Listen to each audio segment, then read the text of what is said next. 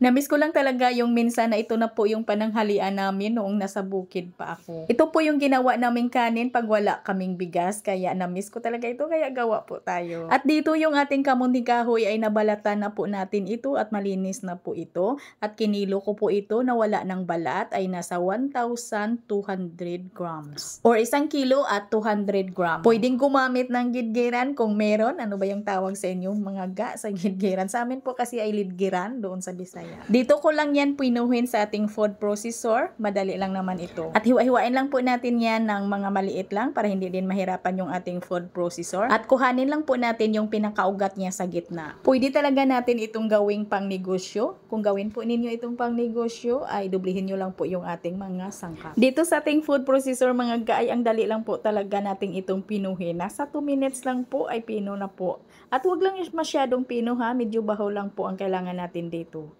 Ito lang kapino or bahol po yung tawag dito sa amin. Huwag lang masyadong pino, baka maging flour na. At kailangan lang po natin itong pigaan. Kuhanin po natin yung pinakakatas niya. Kailangan po talaga dito mga ga ay pigang-piga po talaga. Kailangan talaga na matuyo talaga yung kasava natin. Shout out po sa mga nakaranas nito na noon yung pagpiga po natin dito ay nilagay po natin ito sa malaking bato at pinatungan po ng mga malaking bato na mabigat para mapigang-piga talaga yung ating kamuting kahoy. Ayun, na-miss na tuloy ni Inday yung gawain niya noon sa bukid or bundok.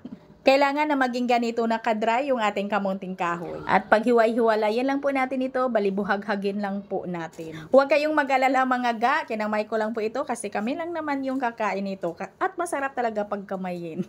At lagyan ko lang po ito ng 3/4 cup ng ating sugar at 1 teaspoon ng vanilla. Don't worry ga, malinis yung aking kamay. Naghugas po ako kahapon.